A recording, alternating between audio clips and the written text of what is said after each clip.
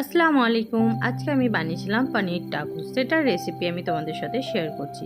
প্রথমে বোলের মধ্যে 1 কাপ ময়দা, তাতে স্বাদ মতো নুন, 3 থেকে 4 চামচ তেল আর একটুখানি কালো জিরে দিয়ে এটাকে হালকা গরম জল দিয়ে ভালো করে মেখে নিতে হবে, যেভাবে আমরা আটার ডো মাখি। তারপর আমরা কিছুটা পনিরকে ছোট ছোট করে টুকরো করে তার মধ্যে নুন, একটু তন্দুরি মশলা, একটুখানি লঙ্কার গুঁড়ো, একটুখানি আদা রসুন পেস্ট দিয়ে ভালো করে মাখিয়ে তেলের মধ্যে হালকা সটে করে ভেজে নিতে হবে।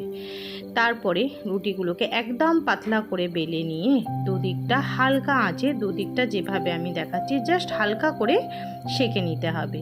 কিছু ভেজিটেবিল যেমন বাঁধাকপি, পেঁয়াজ, ক্যাপসিকামকে ভালো করে কেটে তার মধ্যে নুন, 3 চামচ মেয়োনিজ আর একটুখানি মিক্স হার্বস দিয়ে ভালো করে মাখিয়ে নিতে হবে। এবার রুটিটার মাঝখানে সস লাগিয়ে ভেজিটেবিলটা ওর ওপরে দিয়ে তার উপর থেকে পনির আর একটুখানি চিজ